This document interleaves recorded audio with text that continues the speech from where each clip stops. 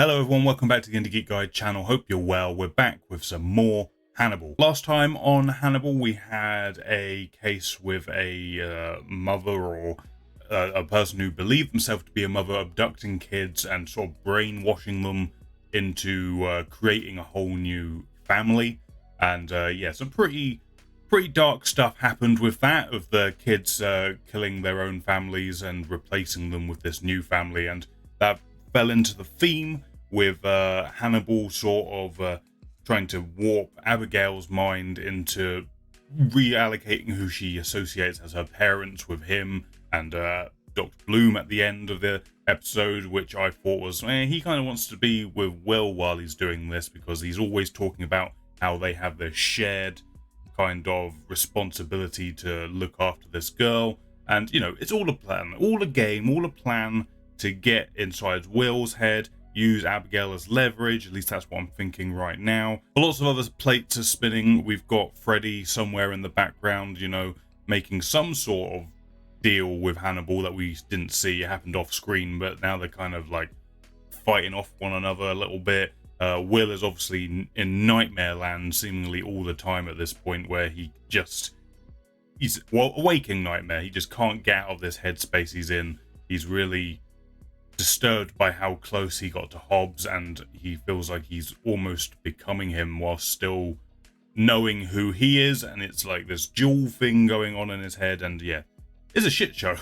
There's a lot of stuff going on for Will right now, and I'm willing to bet it's only going to get worse. On top of that, we got a little bit more of Jack. We also got to see a tiny slice of his home life, and him asking his wife there that is it too late for them to have kids. She says that it is for her, and yeah, I feel like that might be a little, you know, just a little sneak behind the curtain behind some of the anger that Jack seems to display fairly consistently. So yeah, we've got a few things going on as we go into the next episode. Before we jump into this one, if you do enjoy the reaction and the review that happens afterwards, please consider hitting the thumbs up. Helps me know you liked it, helps it get seen by more people, all that good stuff. Also consider subscribing so you don't miss any future videos. That's more reactions, reviews, gameplay, lots of fun stuff. Make sure you're not missing out on anything and support the channel that way. There are social links down below, including the Discord server if you want to go hang out over there, talk about movies, TV shows, all that good stuff. We're just trying to build that up. But other than that, let's jump into this episode of Hannibal, see what's on offer, see if it gets any more messed up than it already is. I'm sure it will. But yeah, let's jump into this one, see what happens next. Okay, thought there was a naked person walking along the road there for a minute. Don't know why I went there. I just did. Is that yours? Oh, one of the dogs came with him. Making sure he's alright as he had his little sleepwalk. Do you have a history of sleepwalking, Mr. Graham? I'm not even sure if I'm awake now. That'd be trippy as fuck. Ugh. Ugh. I know some people really love it when they get into that state of dream and reality bending, but I've had dreams like that and it just fucks me up. You entered into a devil's bargain with Jack Crawford. No, Jack isn't the devil. When it comes to how far he's willing to push you to get what he wants, he's certainly no saint. There's a bit of that going on, but I feel like Hannibal's just like seeking to turn him against him at some point, so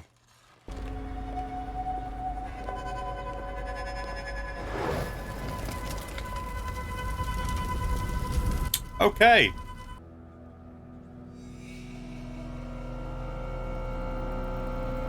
Oh, I don't know if I can show that on YouTube. Who's mocking who? No, he isn't mocking them. He's transforming them. I don't know if it was a good night's sleep, but he slept here. Not nervous. Righteous. Elevating them somehow. Transforming them into angels. To a better form of being in his eyes or some shit. But they look like they're bowing to where he was sleeping kind of thing. Or praying to him. Cold foie gras with warm figs. Yes. Very nice. What else a weird passive-aggressive yes from Hannibal there. Yeah. All right, I know. Your perfume is exquisite. Is it Jar? That is some nose you have there, Doctor. Magic nose. He has a magic nose. I was aware one of my teachers had stomach cancer even before he was. Wow, that must have been some parlor trick. Does she have cancer? That was a weird look he gave. They're praying for him. He's afraid. What's in his vomit? Dexamethasone. That's used for patients with tumors. Capra. Okay. Our guy has a brain tumor. He's afraid of dying in his sleep. He's making angels to watch over him.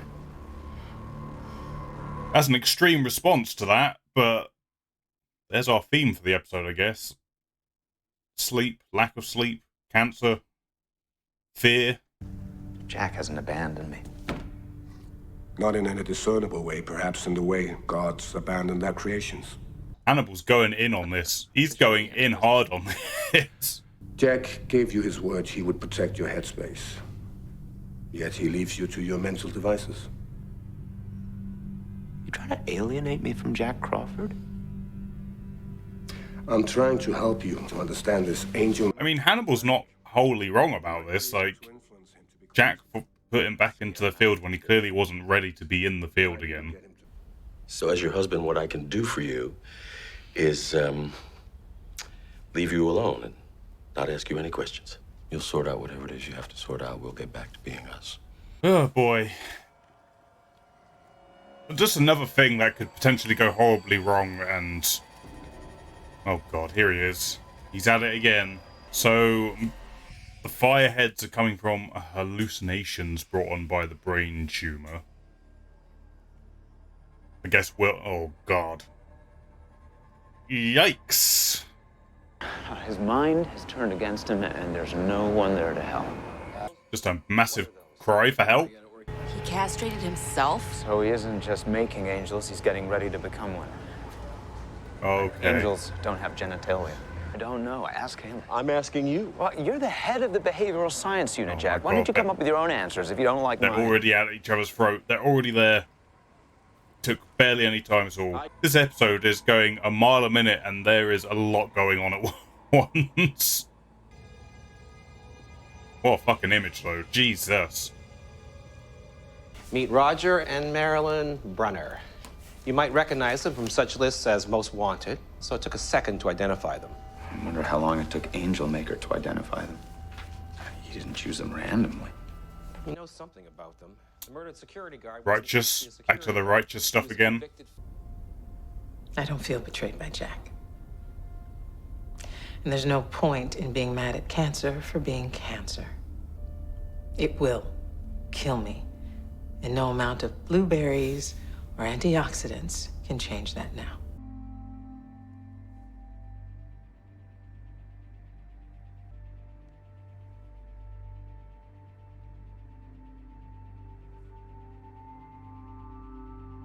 Hate this. Hate it. Blink, and then you're awake again, and like hours have passed. He's not going to be in bed. He's not going to be in bed.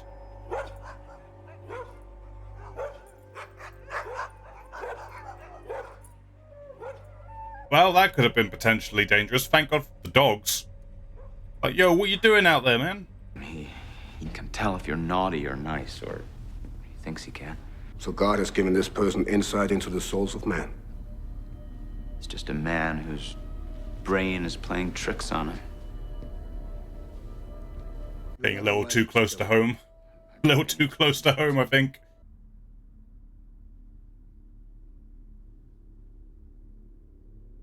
Give me a little smell. You just smell me? Difficult to avoid. Have your headaches been any worse lately? More frequent?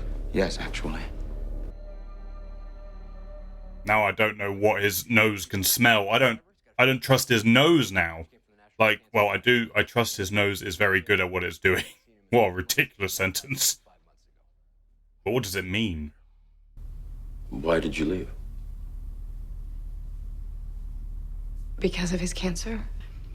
But what he wanted was to be alone. He just kept pulling away and pulling away.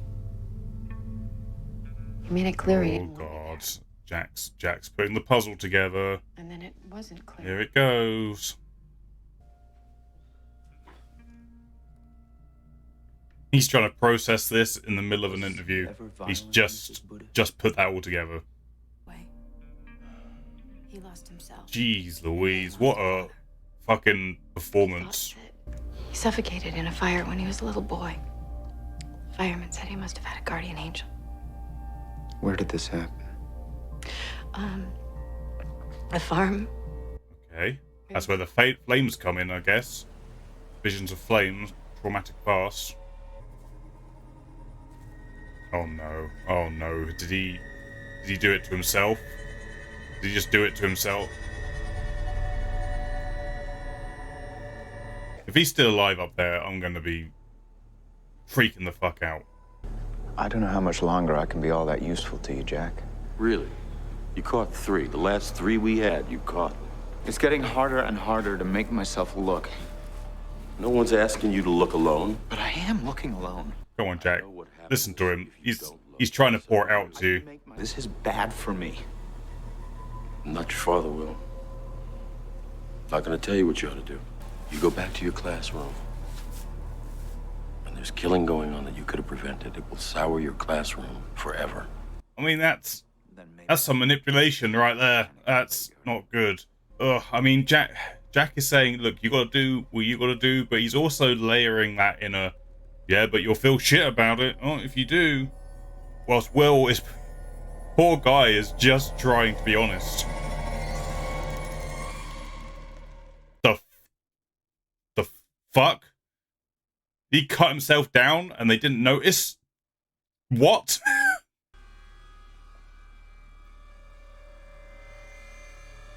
Okay. Hallucinating. He's hallucinating. Jesus Christ, I nearly... Fuck. I was so bought into that being what was actually happening there. 12 weeks ago. Lung cancer. Come on, Jack. Don't be angry about this. Understand the choice. I don't think I want to do chemotherapy. Well, do I have any say in this? No. No, you don't. I want you to know that I don't want you to be alone. Not now and not ever. We'll beat this together. No, it's your fight, baby, but I'm in your corner. I'm not going anywhere. I thought if I kept it to myself, our lives wouldn't change.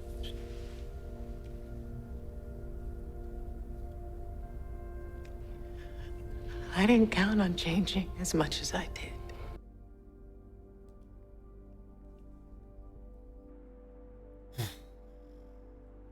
What a fucking just wonderfully human scene. Like, ugh. I'm gonna sit here until you're ready to talk. You don't have to say a word until you're ready, but I'm not going anywhere until you do.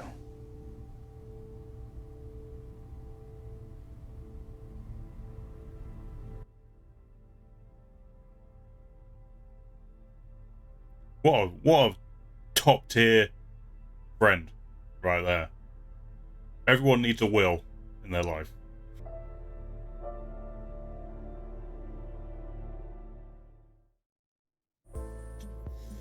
There it is. Jeez.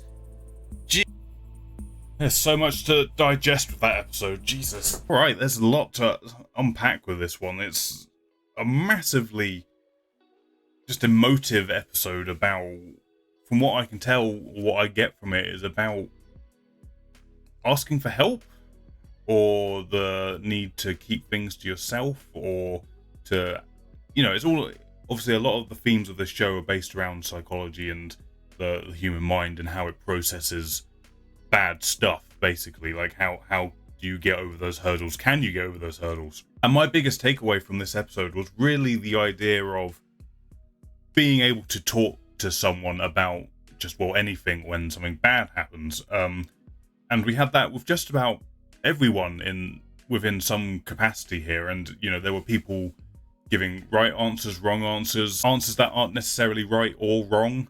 I mean, obviously there are things that are pushing the plot forward still in this episode, and I'll get to that stuff, but really an episode that felt like it was just kind of taking a step back in some ways from the big plot threads of what's happening with Will and Hannibal and that manipulation and the people around them and how it's going to affect them. It felt so much more just about processing, like I say, processing trauma, processing bad stuff, be it stuff that happened in your past, be it stuff that's happening right now, all of that stuff. There were scenes in here that were, I don't know, they were like frustrating, but they were frustrating in a good way, in that I felt that the scenes were played really real, and it's not like a normal movie, TV show, whatever story where there's a clear, well, that's the right answer, that's the wrong answer.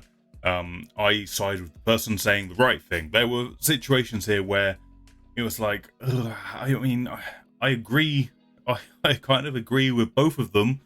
I don't know if it's necessarily right or wrong. One of the biggest examples of this is just the relationship between Jack and Will, displayed throughout this episode. Like, Jack is trying to convince Will in a way to, hey, you need to stay investigating because you're saving lives, you're putting, bad people away, all of this stuff, but he's doing it in a way which feels manipulative, and he's not necessarily listening to the problems that Will is trying to put forward to him. Like, hey, this is affecting me, it's bad for me, like, I don't want to stop, but if I don't, I'm scared about what will happen to me, what will happen with my mind. I can't take this anymore, and it feels like you're not listening, and you're just trying to keep me doing this because it suits you. Whereas Jack is like, look, if you want to quit, but you'll feel shit about it, which is really manipulative, but he's kind of not wrong at the same time, and it's this balancing act. I feel like Jack knows Will well enough that Will wants to be stopping bad people. He wants to be using the talents that he has for good causes, but the way he's going about trying to convince him to do so is not the healthiest of thing, especially while Will is just steeped in these sweaty nightmares that he's going through at the moment. Like, I want them both to find their way, and I agree and disagree, mainly with Jack. I agree and disagree with him. Will, I thought this episode was actually doing a lot of positive steps forwards, in that he took the moment to say, look, Jack, I'm not well. Like, he was actually honest about it, where a lot of the other times he's been pretty closed off to Jack and all the other people he works with. So, I was pretty proud of him for just saying, look, I'm not good. I'm not good, my friend.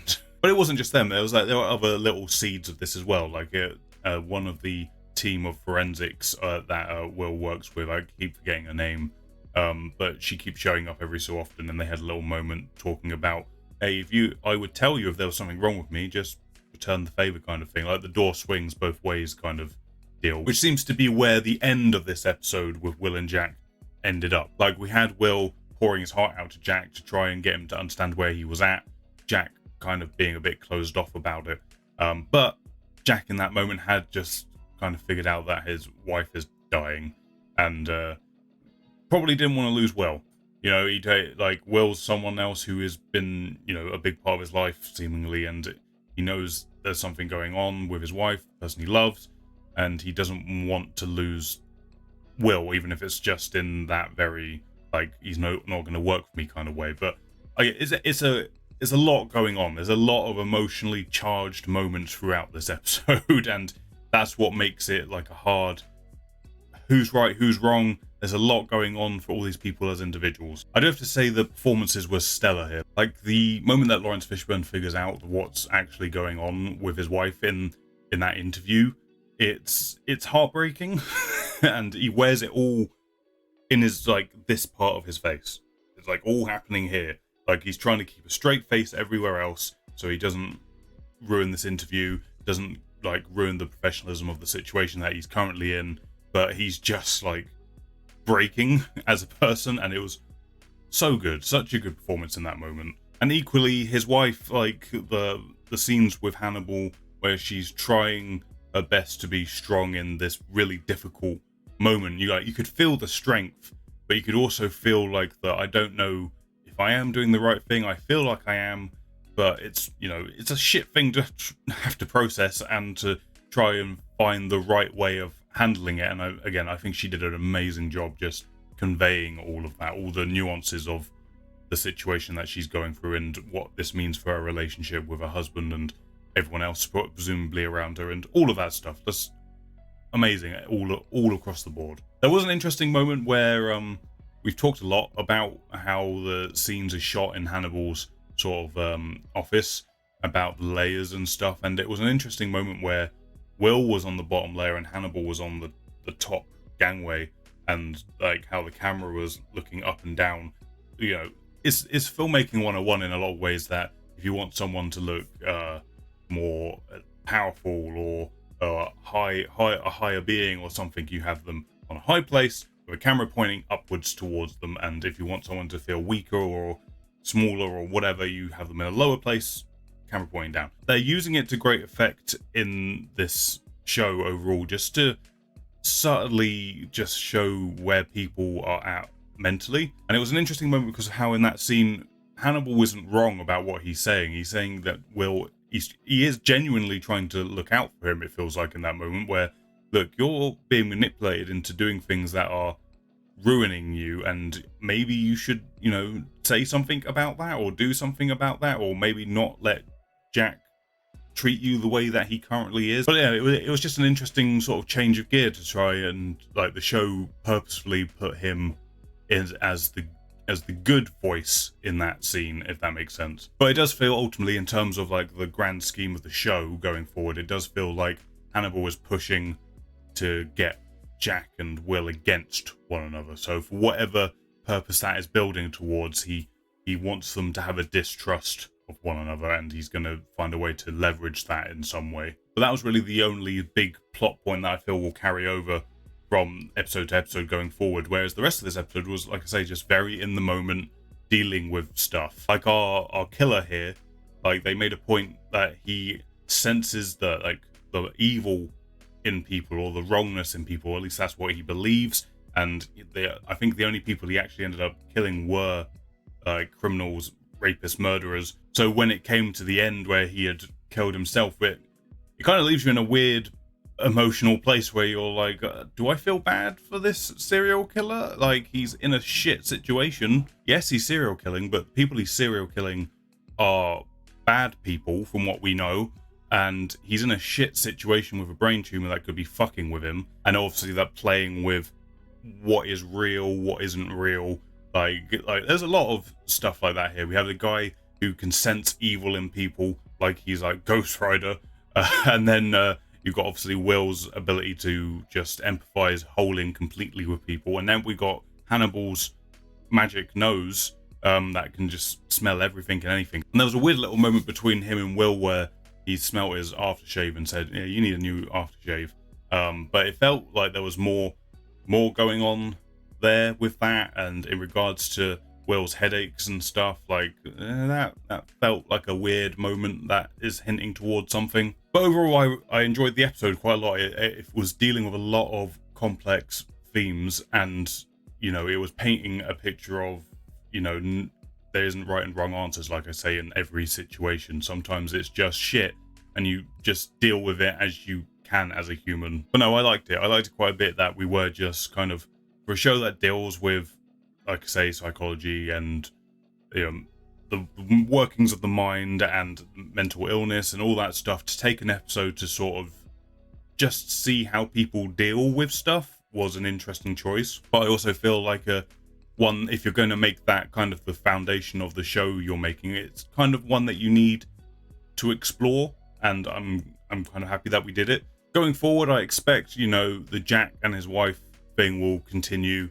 We'll see how that affects Jack's relationship with his wife, with Will and everyone else on that team. Also Hannibal's involvement, if she's going to continue seeing him as the psychiatrist to help her get through it. Also, obviously, Will and Jack's relationship, it ended on a nice note here, with Will being top tier best friend ever.